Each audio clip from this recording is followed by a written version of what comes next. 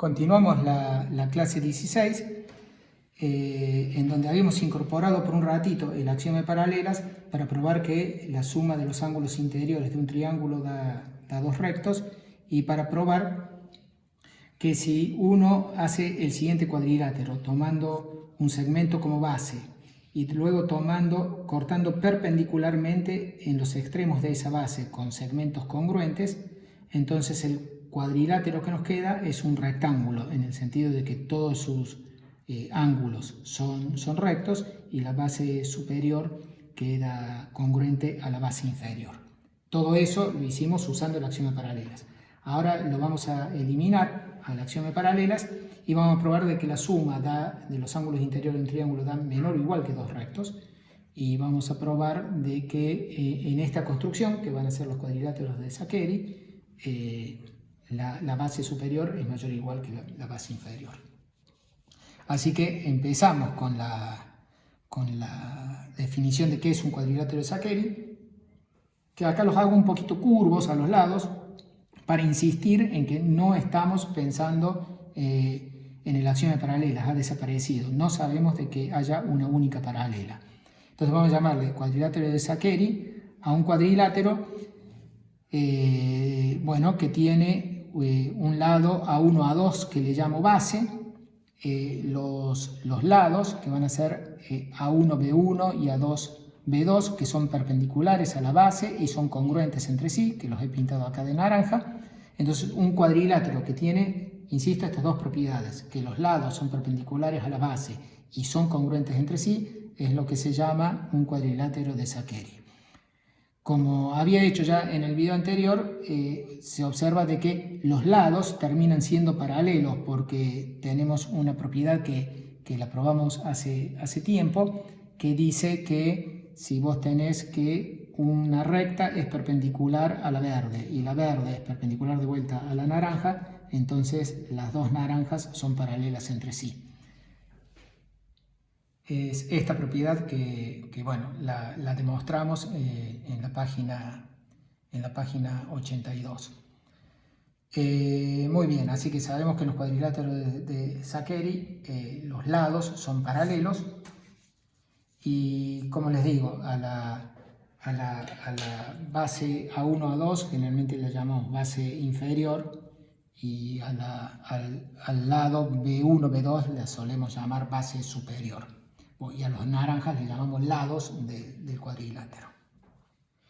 Queremos probar que en todo cuadrilátero de Saccheri la base superior es mayor o igual que la base inferior. Queremos arrancar con esto y luego vamos a ir con lo de los triángulos.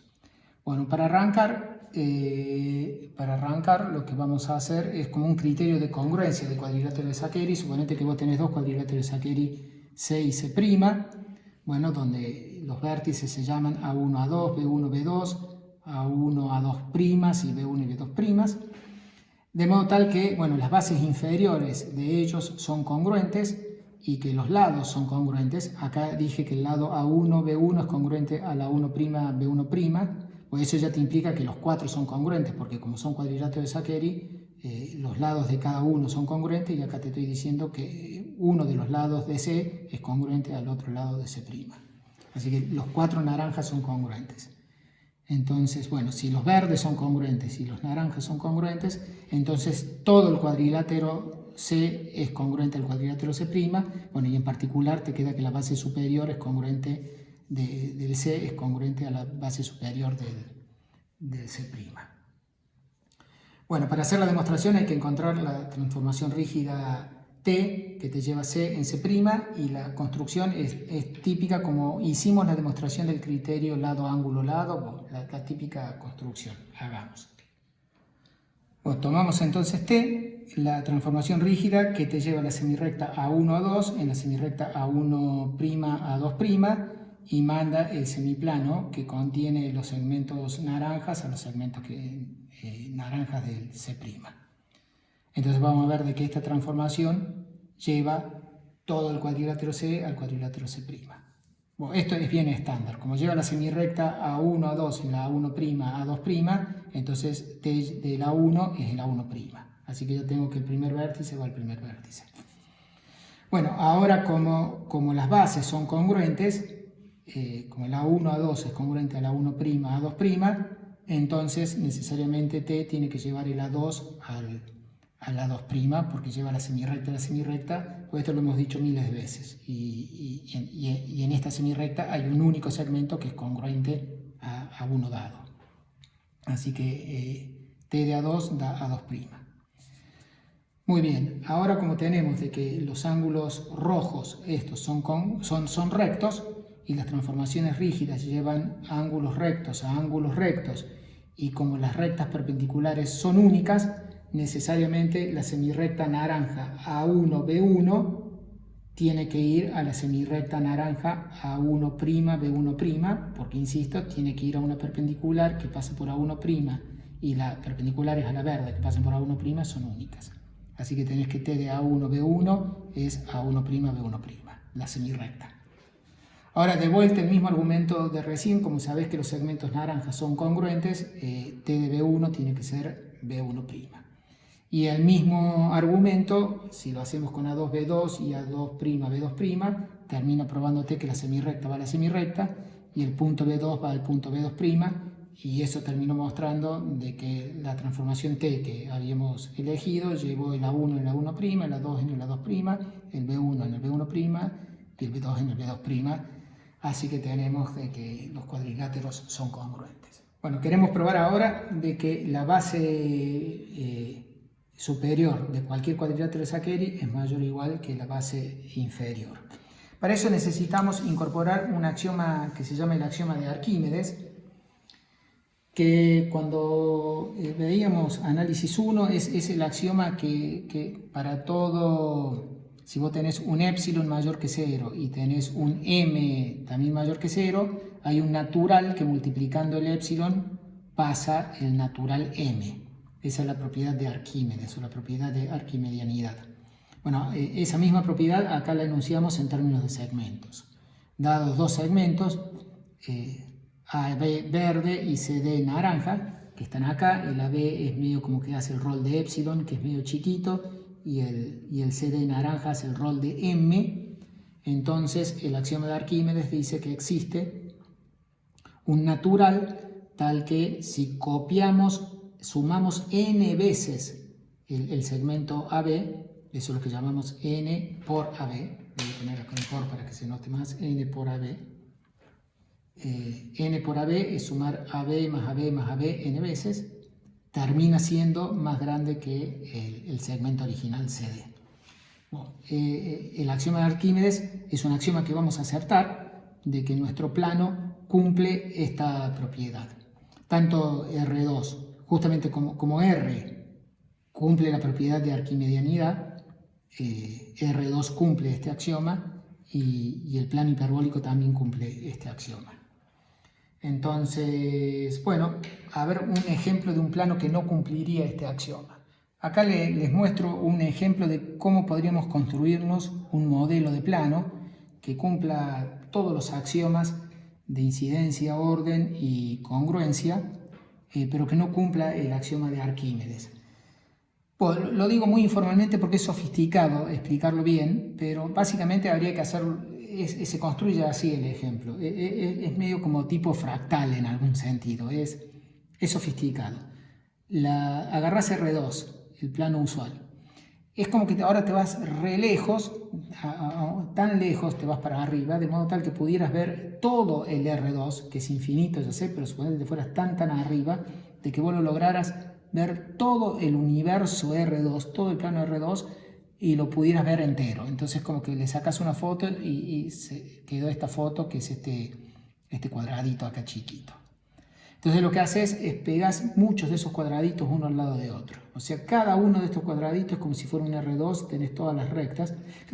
Entonces es como que lo que está sucediendo ahí, que si vos tenés dos puntos en uno de estos cuadraditos, por ejemplo ese punto y ese punto, y trazás la recta que pasa por esos dos puntos, esa recta queda encerrada en ese cuadradito, porque queda como encerrada en el R2 correspondiente a ese cuadradito. O sea, las rectas que pasan por dos puntos dentro de un cuadradito quedan contenidas dentro del cuadradito. Pero luego es como que me falta ahora decirte cómo son las rectas que pasan por un punto que está en un cuadradito y las que pasan por otro cuadradito. Entonces lo que tiene que ser es como que, de vuelta, suponete que cuando vos tenés estos 4 cuadraditos pegados, tienen que estar pegados de modo tal como que todo ahora, el cuadrado grande junto con estos 4 cuadraditos, también sea como una fotografía nueva de R2. Es como que estos 4 cuadraditos de acá, suponete estos 4 que están aquí, de vuelta deberían representar como un R2 de este modo. Entonces es como que deberían tener rectas que cruzan, que son diferentes de las rectas que tenías anteriormente. Bueno, es muy informal lo que estoy diciendo porque rápidamente me podés cuestionar un poquito qué es lo que está pasando si yo tomo, cómo es que termina. Lo que pasa es que toda esta recta que pasa por acá es como que no termina conteniendo ningún otro punto que esté en este otro cuadradito. Entonces no es que está habiendo 2 rectas que pasan por un mismo punto. Insisto, es muy informal. Esto es como que entonces se va replicando así a lo grande y también se replica a los chicos. Es como que es todo muy fractal. A su vez dentro de cada cuadradito hay más cuadraditos. Bueno, entonces ahí no se cumple el axioma de Arquímedes, porque si vos tenés un segmento verde que está dentro de un cuadradito y tomás un segmento naranja que cruce 2 cuadraditos, nunca copiando el segmento verde te vas a salir del cuadradito original, así que nunca vas a lograr ser más grande que el segmento naranja que abarcaba más de 2 cuadraditos. Bueno, muy informalmente porque se escapa completamente de los alcances del curso discutir este ejemplo. Simplemente es para mencionar de que hace falta incorporar este axioma, que por supuesto R2 y H2 lo cumplen. Bueno, entonces ahora lo anunciado, en cualquier plano geométrico que cumpla los axiomas de incidencia, orden, congruencia y el axioma de Arquímedes, se cumple que en un cuadrilátero de Saccheri la base superior es mayor o igual que la base inferior. Bueno, por supuesto, en caso de cumplirse el axioma de paralelas, es lo que vimos en el video anterior, de que en verdad la base superior es congruente a la base inferior y los ángulos en B1 y B2 dan rectos. Pero ahora no vamos a usar el axioma de paralelas y vamos a obtener de que la base superior es mayor o igual que la inferior. Ojo que es un nombre nomás decirle base inferior y base superior, porque si lo orientas de otra forma, la base inferior, a la que le estamos llamando inferior, te va a quedar arriba, ¿no? Base inferior, en estos cuadriláteros de Saccheri, son sobre los que construís la perpendicularidad, o sea, base inferior le estamos llamando al lado sobre el cual vos sabés que tenés los lados perpendiculares.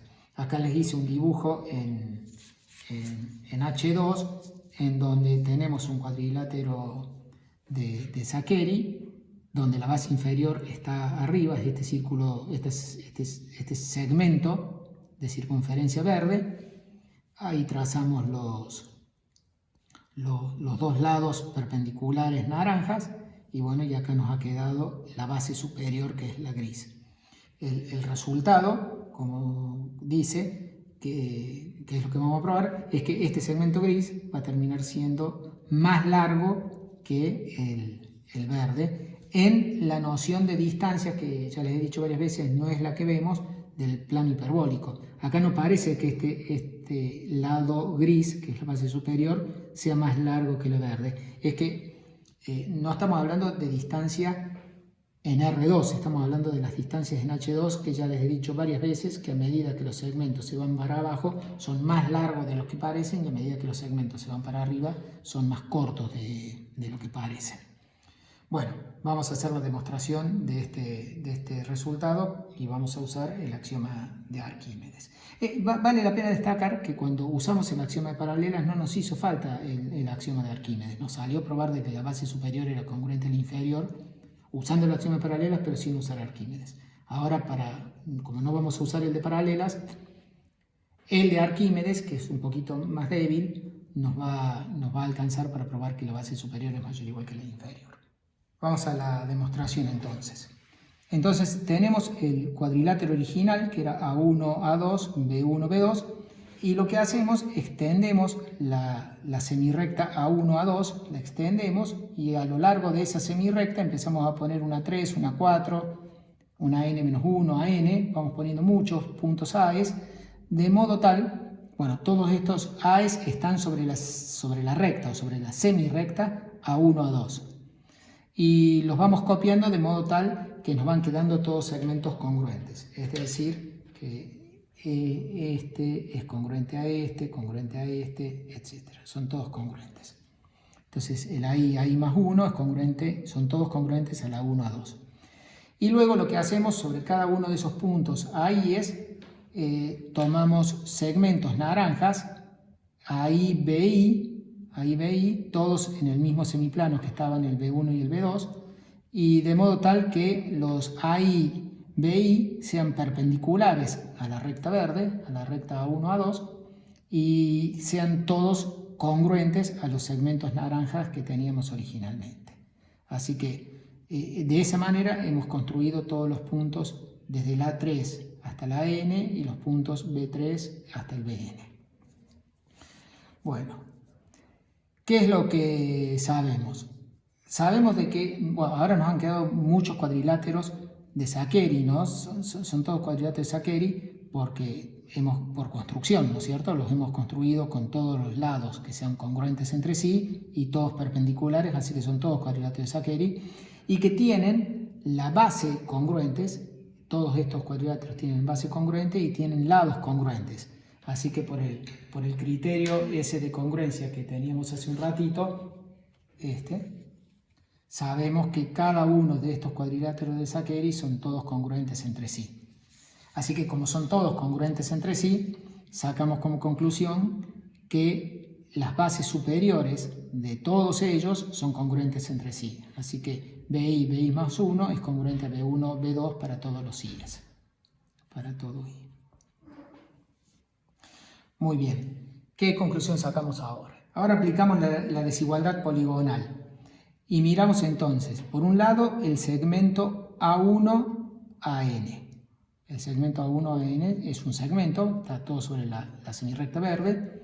Bueno, ese es igual a n veces el A1A2, porque son todos congruentes entre sí los AI más 1. Así que el A1AN es n veces el A1A2. Pero por otro lado, ahora mira la línea poligonal que sale de A1, se va a B1, luego a B2, a B3, a B4, hasta Bn-1, hasta Bn y luego baja hasta el AN. Bueno, esa es una línea poligonal. Hace unas clases luego de la desigualdad triangular probamos la desigualdad poligonal, de que cuando vos tenés una línea poligonal que va de A1 a N, el segmento A1 a N es menor que la suma de todos los segmentos de la línea poligonal. Así que nos ha quedado que la 1 a N es menor o igual que la 1B1, luego B1B2, más B2B3, así hasta Bn menos 1 Bn y más el segmento Bn a N.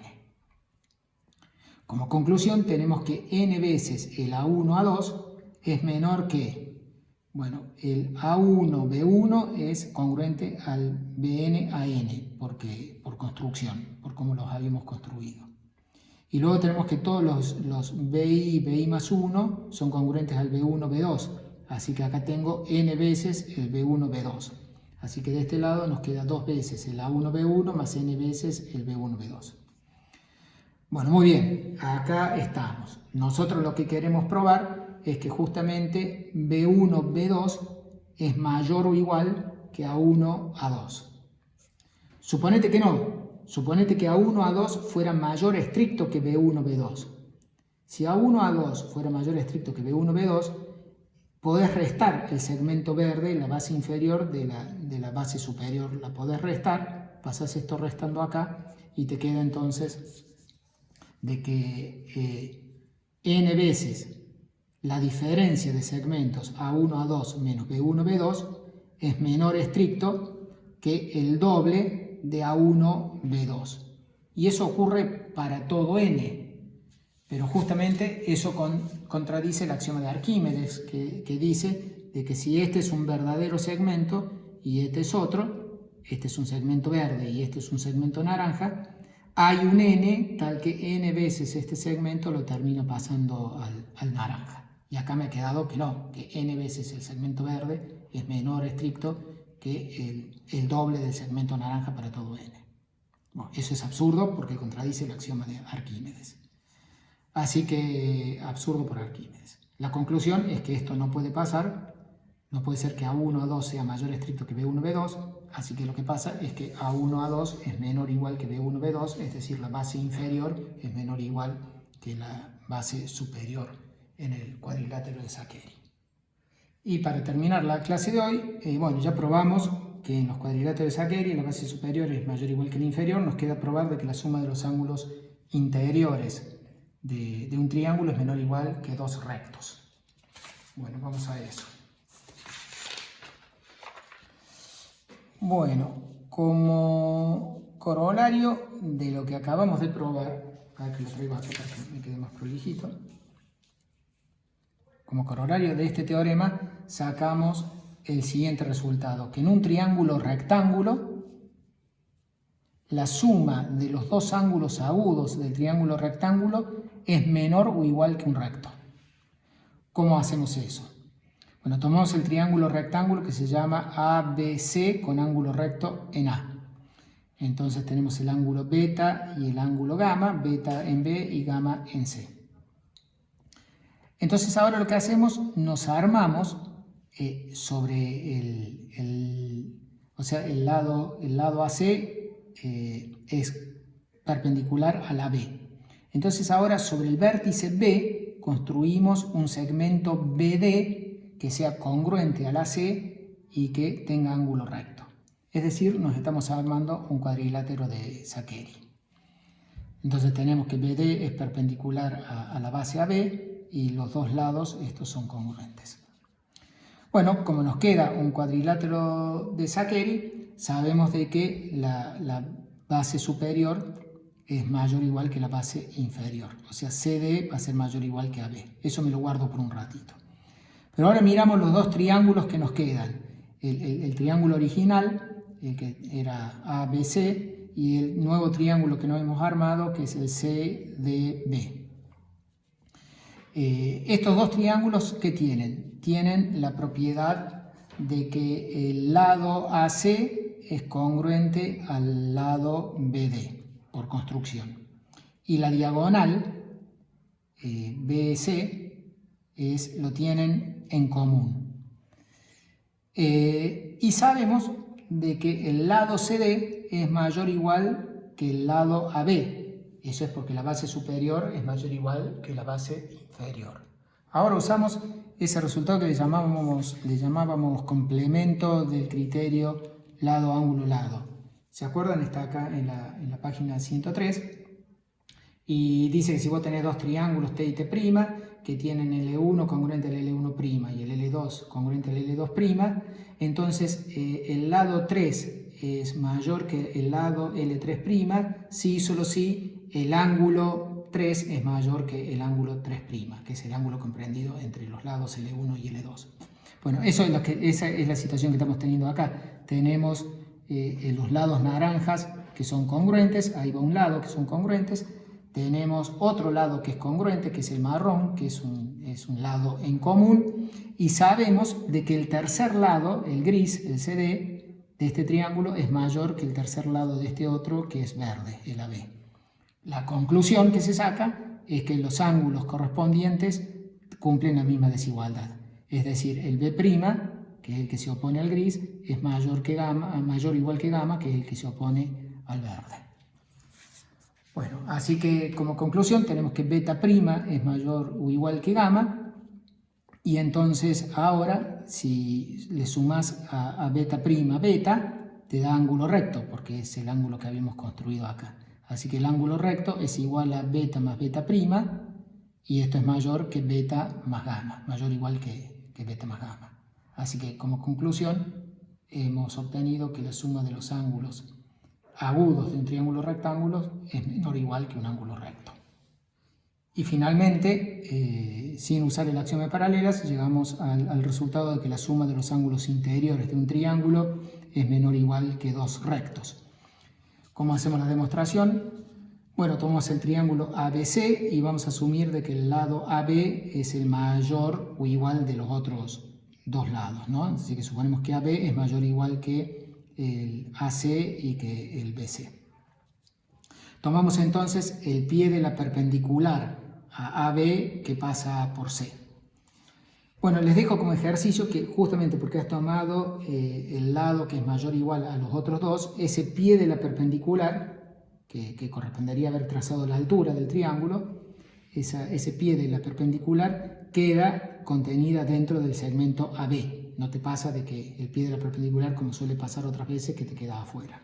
Bueno, les dejo como ejercicio. Esto sale básicamente porque de todos los segmentos que unen C con el lado AB, el más corto es el que une a C con el pie de la perpendicular. Os dejo de ejercicio que P está en ese segmento. Bueno, una vez que este P está en este segmento, miramos los dos triángulos rectángulos que nos han quedado dentro del triángulo ABC. Entonces, ahora el ángulo sobre C, que es el gamma, es la suma de los ángulos ACP, este verde-marrón, y el ángulo BCP, que también es verde-marrón. Entonces, ese es gamma. Pero por el corolario anterior, si vos miras los dos triángulos rectángulos, sabes que alfa más el ACP, que es este angulito, es menor o igual que un recto. Y el beta más el BCP, que son los ángulos agudos de este otro triángulo rectángulo, son menores o iguales que un recto. Así que tenés que el ángulo alfa y este de acá arriba es menor o igual que un recto, el ángulo beta y este de acá arriba es menor o igual que un recto, y estos dos de arriba suman gamma, así que estás teniendo que, si sumas las dos desigualdades, que alfa más gamma más beta es menor o igual que los dos rectos.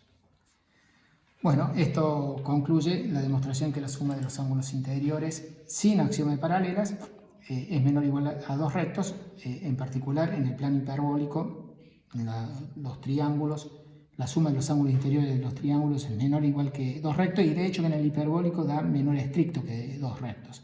En el plano euclídeo ya vimos que cuando se cumple el axioma de paralela da exactamente igual a dos rectos. Bueno, nos vemos la clase que viene. Chau, chau.